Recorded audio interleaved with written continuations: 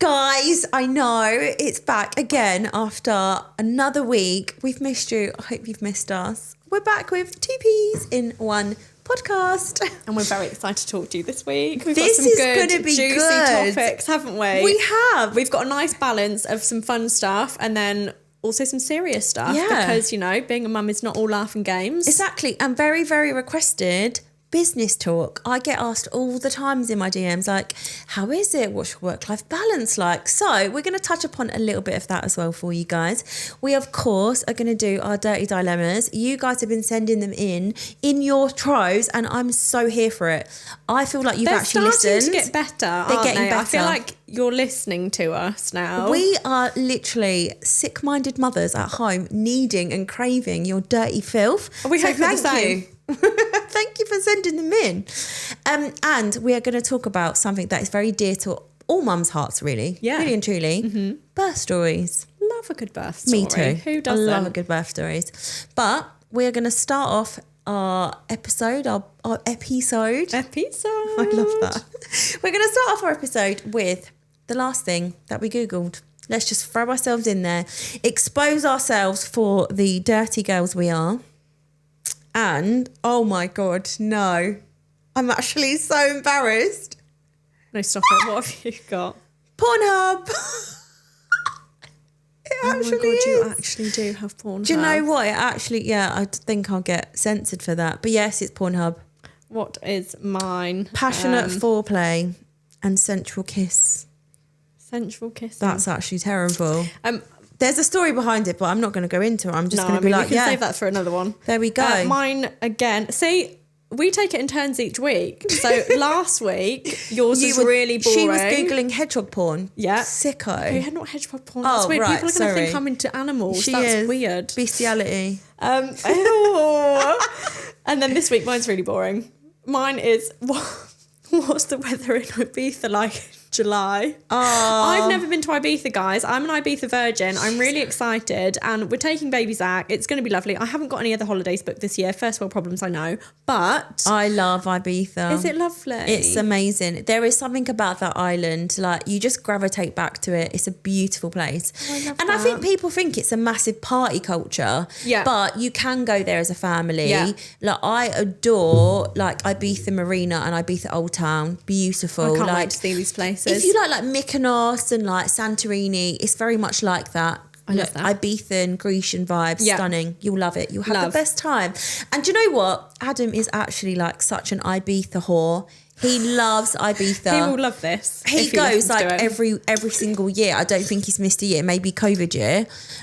So yeah, like I'm I in the think best hands. I'm with the expert then. who better than Adam to be your tour guide? There you go. He's taken me to Ibiza like 3 times in a row. Like people that don't know, and if you haven't listened to the first couple episodes, I introduced Jen to Adam. You're the matchmaker. I am the Cupid. I You literally basically produced my child. I did. I actually I wouldn't did. have baby Zach without you. I'm like the guy off of Twilight. The wolf off of Twilight. Jacob. Jacob, yeah. I haven't imprinted onto your child because I do find that weird. But like he has like a special bond with me, and I have a special bond with him because You do, I feel you like I do. created him with pure love. You do. You weren't there for the act, but you did create No, him. I basically made that act happen. Right, so our last things Googled, very polar opposite. We're going to move on to our 3 questions. Say it. And shot it. And shot it. And shot it, because we don't mess about around here. But I have decided I'm going to turn it a little bit this week. So it's not always going to be like sexy juicy. These are Yeah. actually going to be, you know, quite hot topics, I think, Ah, anyway. So I I'm going like to it. start you off. Right, so your first one look is, at Jen. what is your relationship deal breaker? What would be, I know, right? Broad question, because me personally, I've got a few, but Yeah, I think I can't pinpoint it to one. no, I know. Okay, so just give me one. So like if I just met Kyle, I'm 11 years deep in my relationship. If I'd just met Kyle, I think that if he didn't want kids, that would have been a deal breaker for me. Yeah. If he'd said no, categorically no babies from me, boo-boo, I'd be like, see you later then, darling. Yeah.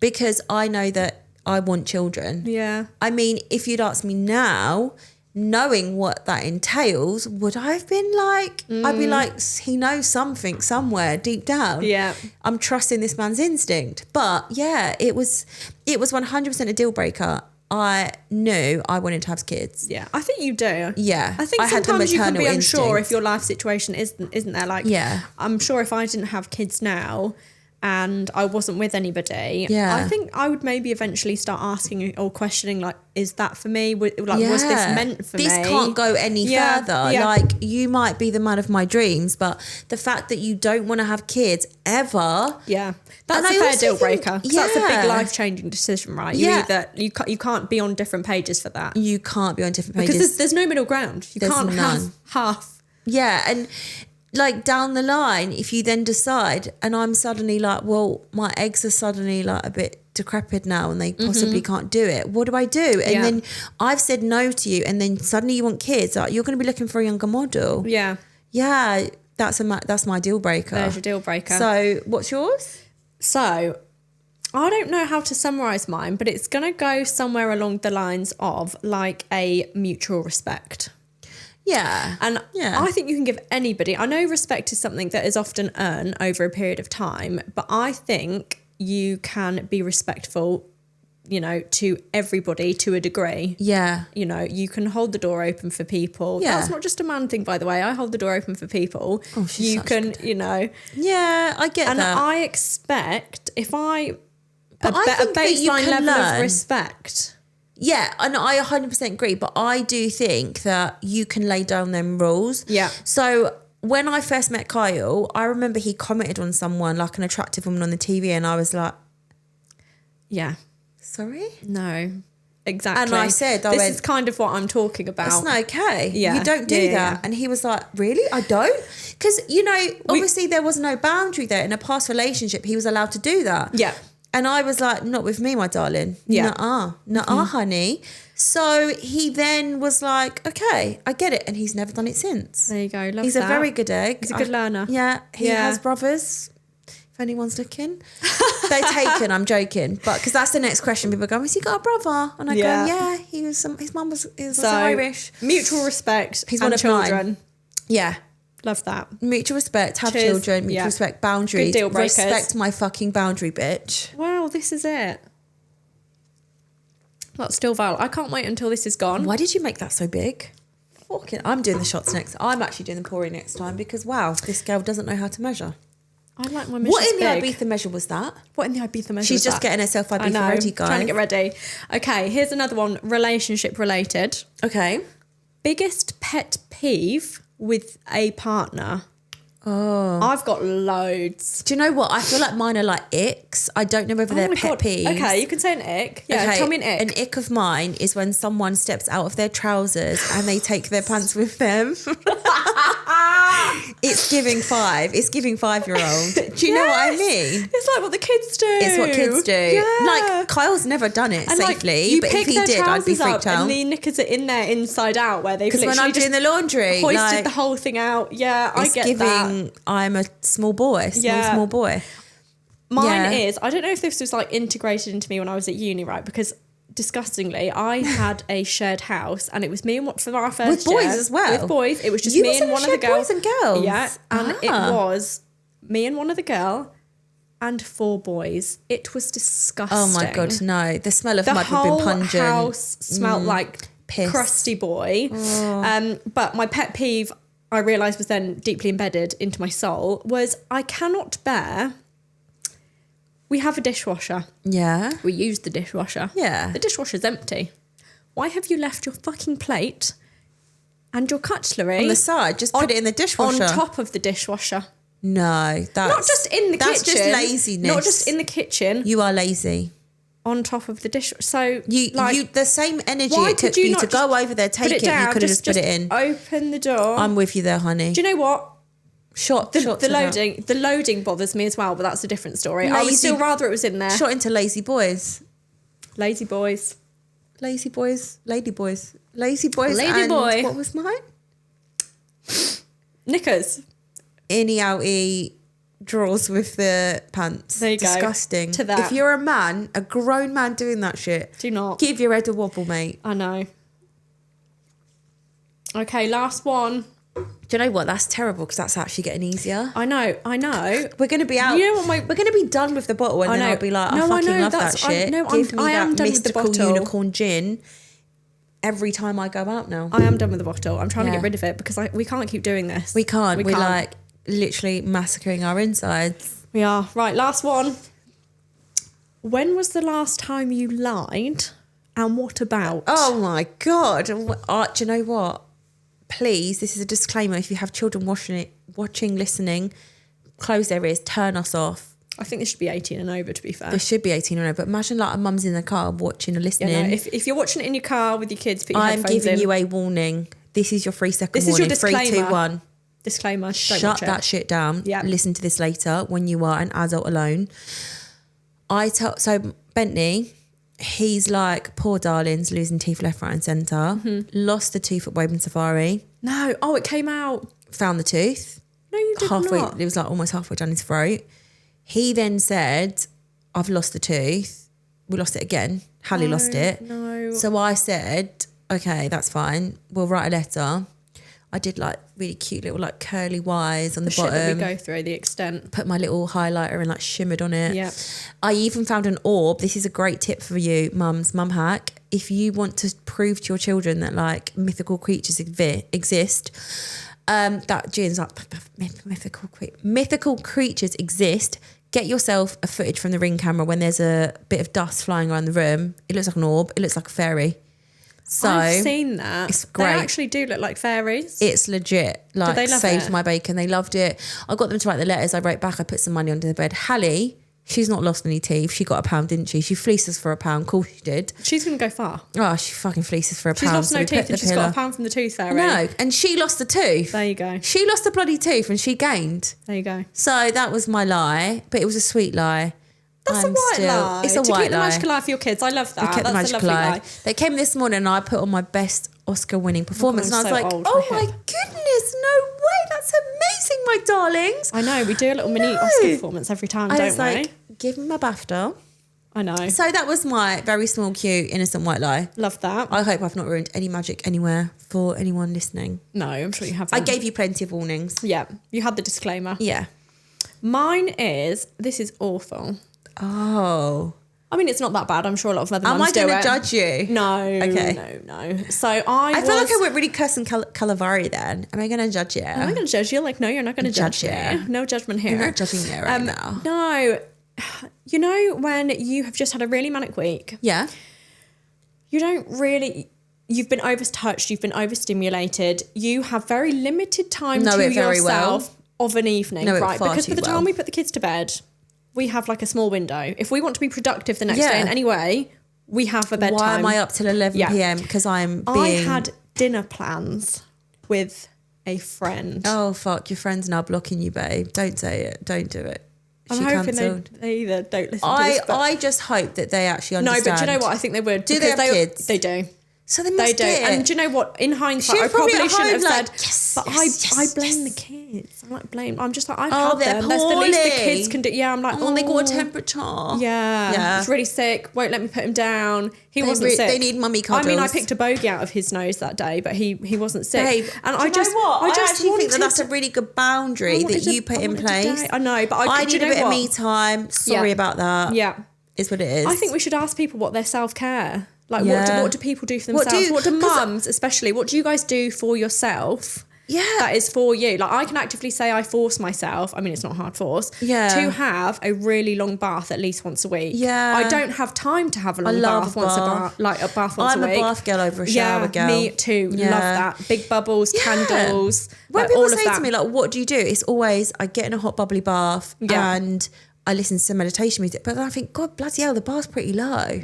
If that's what we're calling self-care, also I'll probably do like a bottomless brunch review, babe. There you go. Get absolute shit-faced. Yeah, but we both like going home at the same time because we know if we stop drinking, we go home, the next day we're still fully functional, can be like when we went out parents. for my birthday, I was like, the next day, I felt fantastic. So did everybody. One of them was going for a run, the other one was at the gym. I was just like, come on, kids, we're going for a morning walk. We was asleep in bed. We had a good 12 hours. Day drinking is the way forward. Day drinking is literally life. Cheers to day drinking. Say it and shot it, because we are mums that don't mess about. Love Bit of that. lemonade, that wouldn't be that bad. No, it wouldn't, Really would it? and truly. Shall we move on? Because we've just come off the back of the topic of like children. We have. And, you know, this is very much a mum-focused podcast, really, isn't it? Yeah. I feel But- like everyone could listen, but like, I also think we're going to prepare you because no one actually tells you the real nitty gritty about parenthood. No. I'm here to tell you it's fucking tough. It's the hardest thing you ever do, but it's also the sweetest, loveliest thing you'll also ever Hardest do. but most rewarding. There we go. There you she go. nailed that. That's a new tagline. Who doesn't love a good birth story? I am obsessed with birth. In fact, If do you know ever what? have Me and another you are baby, polar can I opposites. please be at your birth? But I'm going to have your baby. Jen has offered to be my surrogate. Rochelle wants another baby, but you've had I'm having a really weak bad moment. pregnancies. You're going through a weak moment. I love pregnancy. I'm that really annoying person. That is the one thing is why I don't want to do it again. Yeah. I've got stretch marks on my side. My skin's a bit crepey on my side. I was really lucky on the front, but like I bloat terribly. You're also no tiny, by the way. Yeah, well, I did get a little bit of gastric sleeve surgery help, but it is what it is. That's a whole new podcast. But the thing is with it is I get something called hyperemesis gravidarum. So I get very sick. I know, it's like a Latin word. Just call it sickness. Morning sickness, day, noon, night, every time, all through the day until I gave birth. So I had that with both of them. Bentley was terrible. Hallie, it wasn't so bad, but I think that was because I had a toddler. And I just think I had no other choice but to just be present with a toddler. I'm potty training, I'm doing whatever I can. So I just really don't have like great memories of pregnancy. I actually would go as far as to say I fucking hate it. Yeah. I couldn't think of anything I do worse. think a lot of women will resonate with you there. I love because the it bump. isn't- Yeah. It was great. I was like rubbing my bump. I was like cute clothes. I didn't care about the bloat. But at the same time, I just hated the fact that I just couldn't eat anything and keep it down. And I felt miserable for like 9 months. I had very good labours. I mean, Hallie's not so much because I had my dignity taken because the hospital didn't listen to me. They were like, you're not in active labour. Right. I think we should touch on that because that is a very sensitive subject to me. So let's start with the birth of Bentley. Okay. And then we will compare it to Hallie's. Yeah. So let's start. First child. Yeah. I started getting a few contractions. I was like Hansel and Gretel though. On time, late, early. He was 3 days late. Okay. I went back to work because I was that's the same as bored. Bella. Bella was Really? exactly 3 days late. No way. And Yeah. what about Parker? What was he?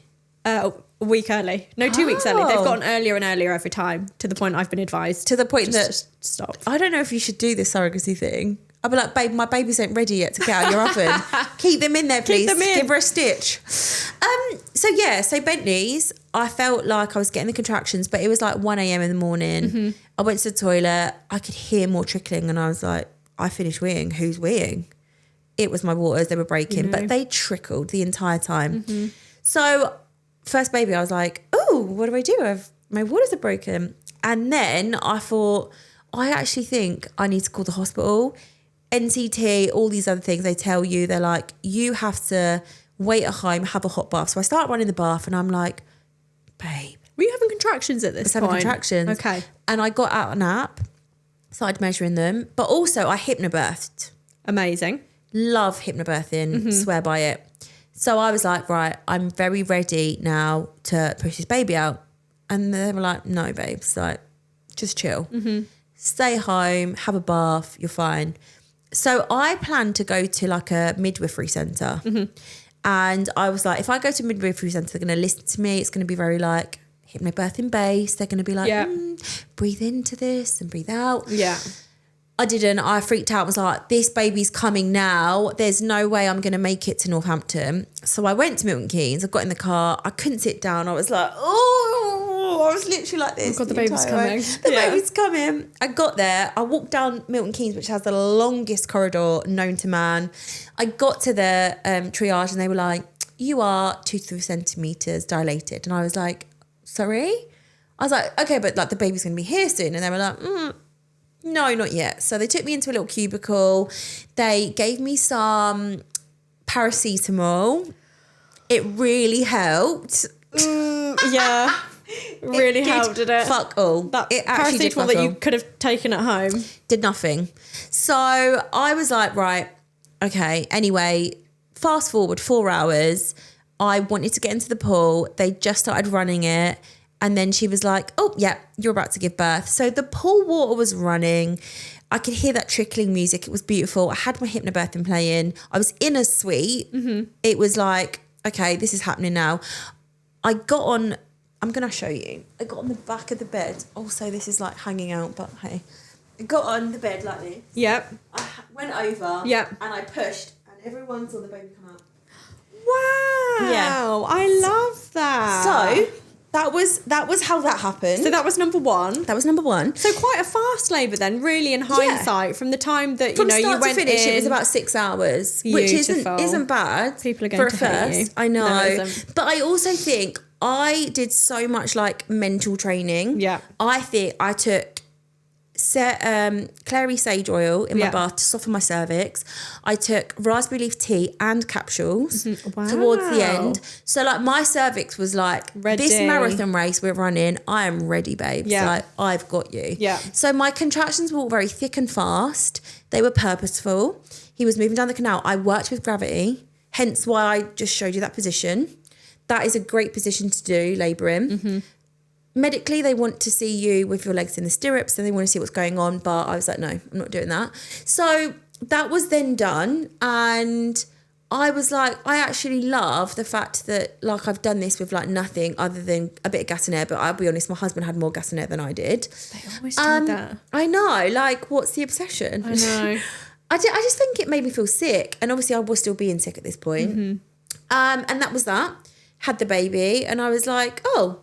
And I remember hearing in my NCT class, they said, when you don't feel like you can focus on anything but pushing out the baby, that's when you know you're hitting transition between oxytocin and adrenaline and oxytocin. Yeah. So I kind of knew the signs to look for, but at the same time, I very much just felt like I didn't know what was going on. I was just kind of going through it. I feel like I needed to do a big poo. And that's when I knew. I kept going to the toilet and they were like, I think it's time. I'm sad that this is potentially my last baby. I say that, but like last week I was like, maybe we should try again.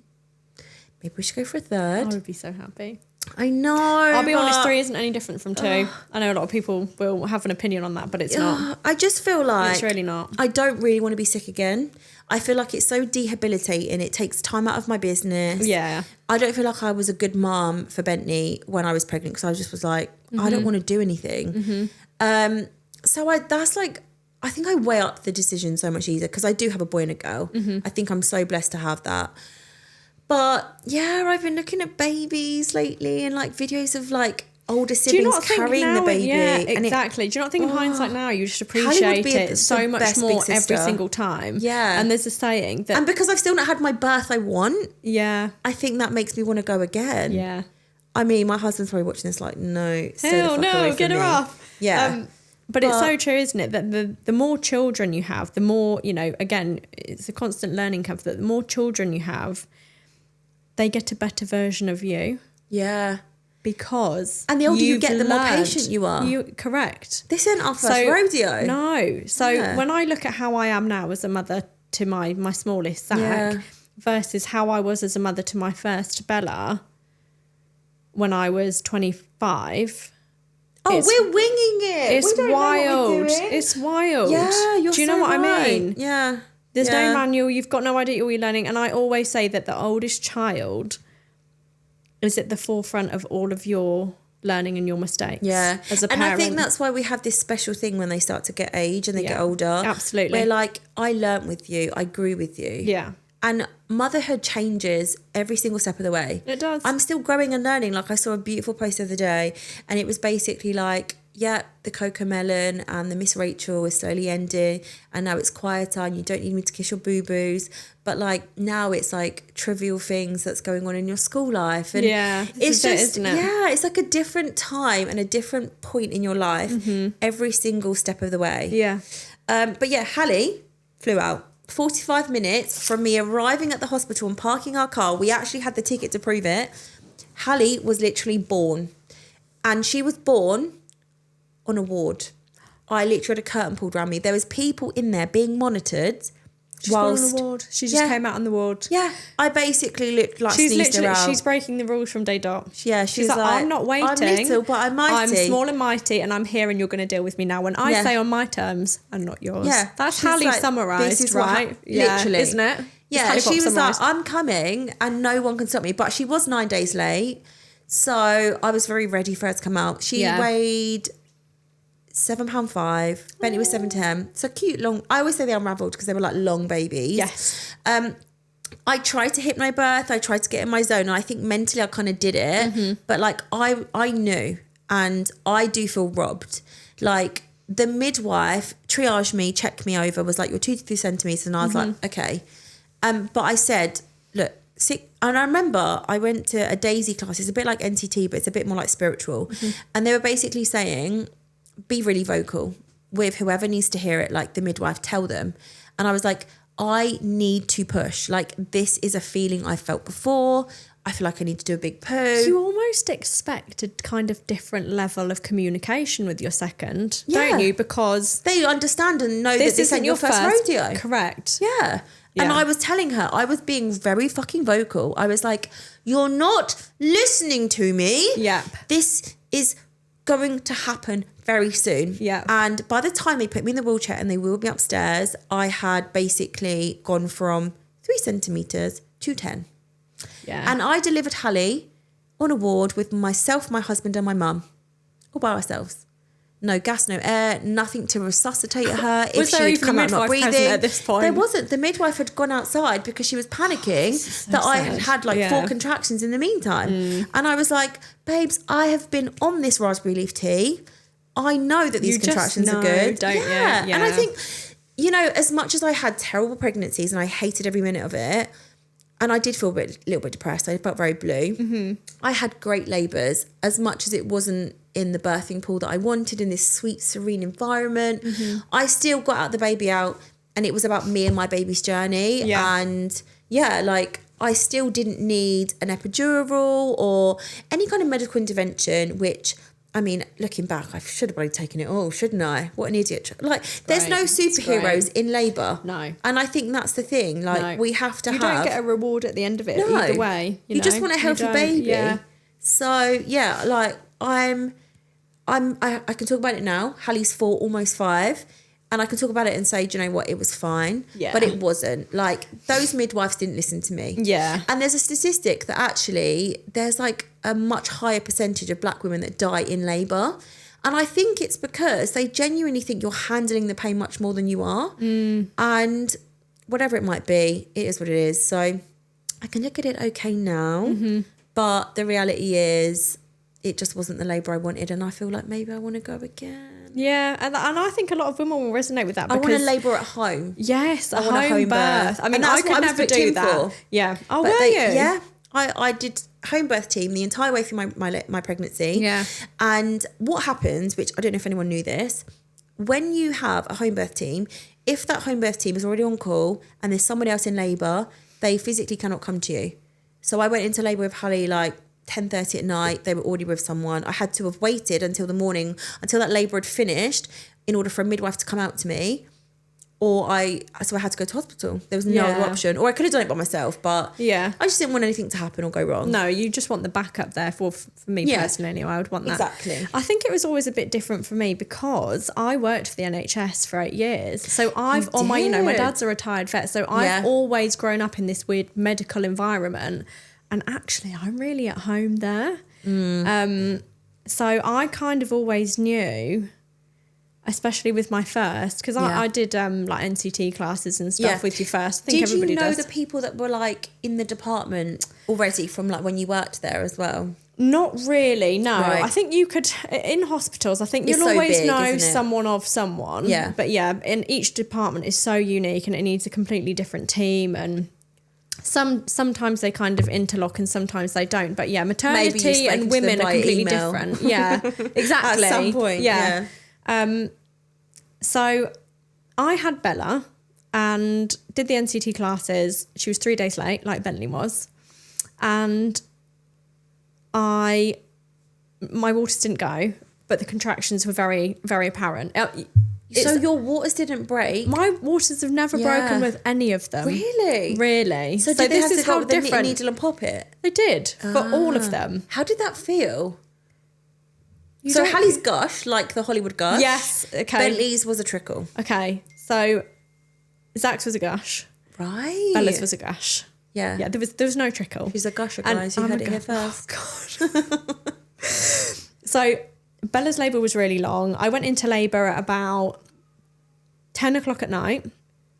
And I knew It's always when we're like most relaxed I at know, night, right? isn't it? I think that's it. I think it's because we're most relaxed. Yeah, and I knew. So I washed my hair, gave myself a full blow dry, put on all of my makeup, tried to have a nap. Did you? Yeah, You I were did. full glam. Like, And I I'm here. also shaved because here's the thing: if you need medical intervention and you need an emergency C-section, They see it all. someone else has got to shave you, and you best believe they shave Of you. course See, do. I waxed like a few Yeah, weeks no, before. think about it. If you ever have an operation or, you know, I made brain sure I was, surgery or like, something, waxing. they have to shave it to make sure Yeah. it's a clean area before they go Sterile. in. And I thought, you bet your bottom No. dollar I'm not having somebody else shave my So nun for you me. were in So I was in contraction full whack phase, labour. Yeah, full whack and you labour. were like, right, I'm going to get the V. And It's my first baby. I didn't want to look like shit. Yeah, of course. There's all this unnecessary pressure, but again, that's a different podcast. that is a whole different podcast. So yeah, we went in at about 11 o'clock the next day. So that was like 11 o'clock at night to 11 o'clock the next day. So I managed to last 12 hours at home.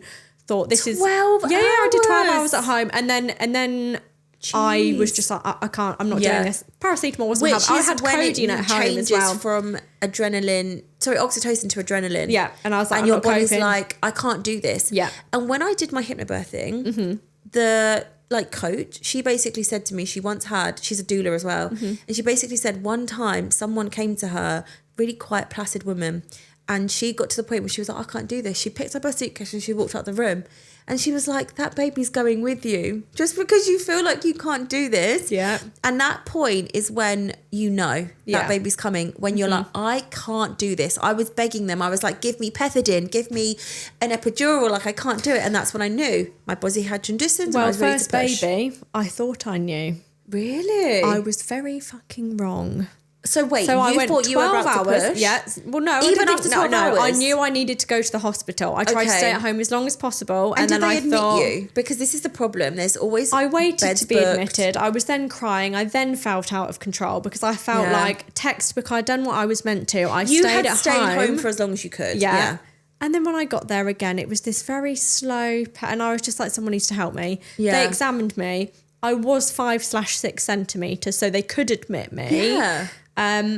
But again, it just felt very chaotic. Yeah. And then I started to realise I wasn't getting the experience I maybe had quite planned for. Yeah. There was all this like swirling emotions of like disappointment and I like, feel oh my that's God. what they do. They Yeah. build you up and they're like, write your birth plan. Tell us how you want to Don't birth. write a birth plan, Birth in my plans are opinion. the biggest ball of shit. Have a want of Yeah. how you would ideally like it to go and But then plan for the understand worst. Plan that for the worst. it's never going to be how you want it to be. No. And you have to accept that. And if because it is the more how you you want don't, it, the harder it feels for you to that's acknowledge it and move on. And if you do get the, you know, the magical birth, Fucking lucky cow. well, yeah, you're very lucky. Yeah. So It's all of so this rare. happened. She then, so this is now 11 o'clock at night. So we're now 24 hours into labour.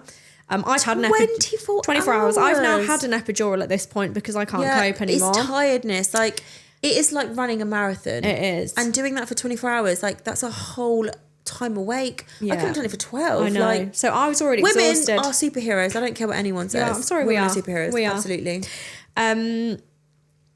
Long story short, they gave me the drug that is meant to like help you dilate more. Anyway, even though I was already 10, they Just were just not like, dilating nothing's fast enough. happening here. Okay. Um, And at this an point, your hour- waters an hadn't hour- broken. They somewhere in between me having the epidural, they then broke my waters. Okay. So you could still feel all of the water come out. Yeah. But you know, there was no pain there essentially, Yeah. which to me at that point was great because I was done with the pain after 24 Yeah. hours. And they basically, you know, when they just kind of slightly just hit the button and then everybody starts coming in and you're like, okay, well, that's not been communicated So to me. everyone ran in So and they everybody didn't tell came in. you. They said, right, you've been pushing for an hour. Baby's heart rate's dropped. So then I'm like, oh, I've got So they were nothing left. I'm monitoring. done. So Yeah. yeah, they were monitoring the whole time. We are going to help you. And you think, great, I need help. What did they do to help you?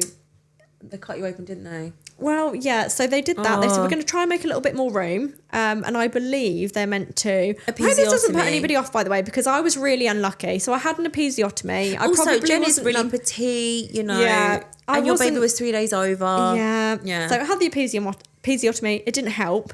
And then the forceps came out.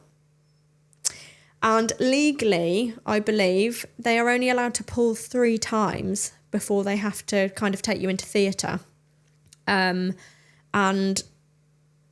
I cannot articulate the pain. I don't think my epidural worked properly. So you felt this I could whole feel thing. Everything. And so Bella was born and she was fine and I was fine. I mean, I did hemorrhage and was borderline about to have a transfusion. But you just feel was robbed. My first. You do. I think that's the thing, especially when it's your first. And I think sometimes it could put you off having another child. Yeah, and you do it for the pure love of like this baby has to come out. And do you know what? It did put me off having another child. And do you know what? I think it's fucking shit that women have to go through this. And if it was a man, there would be uproar. There would be people in Parliament saying this is not okay. Women should not have to deal with this. But instead, they're like, crack on with it. This is the only option you've got. Yeah. Like it or lump it. Yeah. And it's fucking wrong. This is it. It's actually wrong, isn't it? Yeah. Oh my God, I'm actually livid. You're I'm actually like, livid. Yeah, because it is a bit shit that like this is how we have to deal with our first entrance into motherhood. It's like, welcome to motherhood. I hope you're not too traumatized. Yeah. Oh, here's a newborn baby. There's no manual You goodbye. have no time. Yeah, there's no manual goodbye. Safe sleeping, breastfeeding, bye. Yeah, you have no time to like process what's happened because you now have a child that is reliant on you. This is it. And so for a long time I was like, I'm not having any more kids. It's not happening because that can never happen again. Scarring. That cannot happen again. Yeah. But and you then did. I realised, no, there's a grey area. Okay. So you can actually opt for a C-section. You do have to jump through a lot of hoops. You have to have a medical. You have to have proof that, you know, you basically nearly died. You have to have, that's not true. You don't have to have proof you've nearly died. It is your choice. Yeah. Birth is your choice. And if you want it, that is something, even if it's your first child, you can opt for a C-section. And people don't know that. And I think that's the thing, isn't it? Like they medically want to intervene. They want to make it easier. They want to make it cheap as possible. And I get it. You know, NHS is a great system. It's slightly flawed at the minute. But it is a shame that you can't pick and choose the labour that you want. This is it. I had a home birth team for the entire duration. I didn't even get the home birth I wanted. No, you didn't see them. Yeah. So sad. So that then prompted me to opt for a C-section with Parker. It did end up being an emergency C-section because he came early. I had a theatre date, but you know, babies come when they want to. They come when they do, not when they're due. There you go. And that was actually a really lovely experience. So although it was an emergency C-section, they had room in the theatre for me. They realised it was a second baby. I was listened to. We went straight in. Which is really validating. You were listened to. I was listened to. Yeah. And yeah, he was born via C-section and I recovered a lot quicker. It's not the same for everybody because obviously it's major abdominal surgery. Yeah. So I can say that I have experienced both vaginal and the C-section side of it. So because I then had that great experience and quicker recovery personally, I then thought when I fell pregnant with Zach, it's a no-brainer for me. I'm having a C-section. I'm having a C-section. I remember you were like, I am booked in for this date and this is what's happening. Exactly. And baby Zach had other ideas. He was like, no, babe. They do a 36-week growth scan now, don't they? And do they? They do a 36-week growth scan. Because when I had my babies, it was 12 weeks, 20 weeks. See you, you're on your own. Yeah. Goodbye. And I booked my own little private ones, but... Crazy. I know. Okay. So he decided to come on the way. Well, I knew he was coming before. Obviously, third time, like this is not your first rodeo. Yeah. I knew I was in labour. Yeah. Decided not to alert anybody because I had shit to do. I had the school run to do. Yeah. Guys, I'm sorry. This woman is an actual superhero. She literally told me this story and I had goosebumps. She put the doona in the car. She took her partner and was like, we need to get the baby bag very calmly, very precise. I said, yeah, can you just take the car seat out of the I just cardboard want to take box, it, by the way? Did the school run.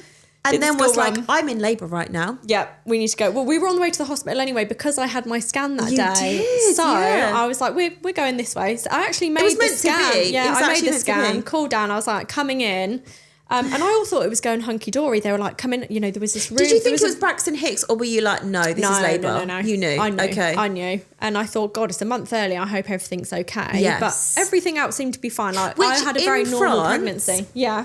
A full-term labour is actually 37 or 38 weeks. Really? Yeah. Wow. And they induce at 39. Mm-hmm. So we induce at 42. Isn't it funny that it's different everywhere? I know, because we're just going 4 hours on the Channel Tunnel. What's the difference? Very strange. But yeah, I got to the hospital, was admitted, thought everything was fine. They were like, oh, it's your third baby. It's, let's get you in. We can see you're booked in for a C-section. So again, we're probably going to have to do it as an emergency. Well, after that moment, shit hit the fan because there wasn't actually room in theatre. So because I was a healthy pregnant person, and although I had opted for a C-section. And you had a C-section for your second baby. And I had a C-section for my second baby. Because there were no implications on me or the child, obviously, which I completely appreciate, they have to prioritise the women who need to be in that theatre more than I do. And unfortunately, one of the surgeons came in and said, we're not going to have any theatre space for you for 2.5 hours. And I said, this is my third baby, the baby's coming. Sorry, darling, cross your legs. This Basically, baby can't come and then yet. the fear kicked in because I thought, or everything from Bella's birth... It then comes came back. It's PTSD. It's actually trauma. And I can remember crying, thinking I'm not going to survive this. I'm going to hemorrhage. Like the baby's early, something's wrong. Like all of these negative thoughts. And then something really weird happened. I then had no choice but to then kind of just accept there and then. And just deal with it and go. And this just is what's deal with happening. it. So I said, right, But I think want I've the always done that anaesthetist. with my labours. Yeah. I've been like, this And is happening. There's nothing I can do about it. So instead of me like climbing up and like freaking out, I'm just going to go with it. Yeah. Every surge is purposeful. This is my baby and my journey. I'm like a spiritualist at this point. But it's true. And that when that clicks in your brain, you go, I have to do this. I have to make sure we're okay. Yeah. And then there was just this really calm. Weird calm that came over me, and I almost couldn't hear anybody else. Yeah, because it's you and Zach's journey, and I think it keeps you going. It gets you through it. It does, and I think the midwives kind of clocked onto that because they knew it was my third. It's not my first rodeo. They said, "What can we do? Because we can see you're upset that you're not going to get the birth you planned. How can we make you feel safe?" And nobody had ever said that to me before, and that's actually all I needed. Yeah. So I said, it's validating. I said I want the anaesthetist in. Yeah. Because I don't want to feel pain. No. And I need to make sure that it's worked properly this time. And he then came back and reviewed me 20 minutes later. I was like, let's go. And it was great. Yeah. And I ended up having the most beautiful vagina. And I did the whole Kourtney Kardashian where I pulled him out onto and your had chest. him. And do you know what? Like, I'm happy to leave my time there. So there we go. She's closed her chapter. Chapter is closed. She's like... But all births are different. Because she had a terrible, terrible time once she'd actually done that amazing birth. Yes. And she got... Strep A. Which a lot of people won't know what that is. Which scared the shit out of me, might I add. Not a lot of people won't know what that is. So I had this glorious birth. Was kept in for 3 days because baby was a month premature. So they only kept us in really more to monitor him, not to monitor me. Yeah. But After you just didn't feel right. No. Well, she had a temperature. Well, prior to that, so I had the baby at the John Radcliffe Hospital in Oxford. You did? I was discharged from the John Radcliffe Hospital in Oxford and I felt okay at the time. But in the time it took to get back from Oxford towards Milton Keynes... You started feeling rough. I felt really unwell. Yeah. Shivering, shaking, temperature. Hot. And I thought, oh God, maybe this is just like, well, I think you probably think infection or, I've been through quite an ordeal. Yeah. It could be my milk coming in, it 3 days later. It could be a number of things. Yeah. And also, I think we go into mum mode straight away and we're like, this is my baby cub. I need to make sure you're okay. Exactly. So you're not you thinking put yourself about last, yourself. even after birth. You actually do. You do. So we got the baby home, and obviously this is my partner's first baby, so I want this to be the experience that I've already had. Yeah. Do you know what I mean? Where you're in that bubble. Give him to that, and I'm so focused on that, I've kind of forgotten about myself along the way. Long story short, I've woken up, my partner said to me, you're not breathing properly. He's recorded me. He messaged me a voice note, and he was literally, I was like, this isn't right. Your breath was like ragged and like kind of like something was like rattling in your throat. Yeah. And I was like, you need to call an ambulance now. And I was like, anything I can do, let me know. And he jumped into action. He called an ambulance, or did he take you there? No, so I called the maternity assessment unit. Yeah. They said call 111 straight away. Yeah. 111 said, we're either getting you an ambulance or you need to go in now. Yeah. Because you have all of the signs of sepsis. So you have the high temperature, you're sweating, you're like, I was delirious. The breath on, I'm going to try and find that voice note, but it was like... Yeah, but I wasn't aware I was doing it. And it wasn't concise. It was like and that's fast, while I was slow, asleep. fast, slow. Yeah. Exactly. So yeah, I was admitted. My heart rate was through the roof. I had no idea I was in AF. And they said, we're 99% sure you've got sepsis. So they immediately, you know, they were really, really good. Immediately put me on the antibiotics that they believed were the right ones.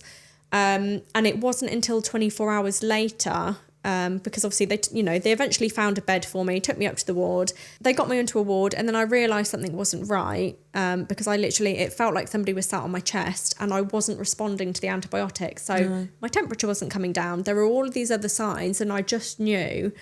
And a long story short, I had actually caught strep A, which is really serious and can be contagious to the vulnerable, which are elderly and newborns, and had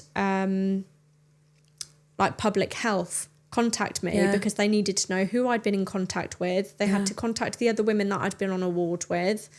And they basically said to me, we don't want you to Google this, but you have a 40 to 60% mortality rate. And at that point, because you're not responding to the medication, You just think I can remember I'm leaving 3 children behind. Yeah. I remember when you came out and you went and you saw the older two, how like emotional it was for all of us. I feel like, I don't want to like get choked up, but like I remember thinking, I'm actually going to lose my best friend. Like, I'm not going to get upset, but I did. Like, we just were like so in the dark about it all. And you just think, as a woman, you've been through this whole ordeal of delivering a baby and you're not in the clear. Yeah. And then you have like postpartum to deal with and all sorts. Yeah. Like, it was really scary. And I think especially when you do have other children to live for. You do. And when that's taken away from you and they say this is really serious, there's, you know, a 40 to 60%, you're like, where do I fall into that bracket? Yeah. And I can remember my mum having to be phoned and told the extent of what happening, because she was obviously my mum lives in Cyprus, by the way. She flew straight over. She flew straight over. And everyone rallied together, but like it's just not that ending that you want. No. Like you've done the hard part, you've delivered the baby, you've carried them for 9 months. Yeah. 8 months. Yeah. Okay. And like you just never expect that to happen. So I just think the moral of the story for that one, or anything that I'm trying to put across, is every labour and birth story is different, but always it doesn't matter whereabouts this falls into parenting, whether it's sleep, like your friends might have a great time, but your gut instinct is always right. Listen to your gut. Always listen to your gut, and that's so true for everything. With that's your true kids, in with kids, you. it's in relationships, and don't and put your friends. you last. No, you know, we are We've done that. so easy to do that as mothers. We would just go, it's fine, it's gonna be okay. They're fine, they're happy, everything's sorted. I'll be fine. I'll take a paracetamol, I'll get an early night. This is it. But listen to your body, and you know, if they didn't act when they did, we might not have my bestie on this podcast. So thank God you didn't. Thank you to everybody that looked after me. Yeah, exactly. But guys, like I feel like that was such a different episode. But it's nice. We're layers. Yes. We don't want to be like just exactly. We've just shown you, probably gone like straight in there and shown you exactly who we are in our deepest, darkest time of like labour and pregnancy. But it's all part of being a mum. Like that is the starting point of motherhood. But we're gonna have more fun. We're gonna have rants, bants. We're gonna have more dirty dilemmas, and we are going to show you guys a little bit more about who Two Peas in One podcast is. So follow us on all the normal social media platforms: Twitter, Instagram, TikTok, YouTube. It's Two Peas One podcast. I'll put it here for you all to see, and tune in next week because we're going to continue. I feel like we've got deep and we've got into it with you all. We do. And I think we should talk about, because we've kind of done the birth stories. Yeah. Can you, as a parent or as a mum, can you have a work-life balance? Can you have it all? Can you be the present parent? That's a good question. You know, can you be the present parent but also have a full-time job? Yeah. Can you? Can you? You will have to tune in next week to hear a little bit more from us, keeping it real every episode. Bye.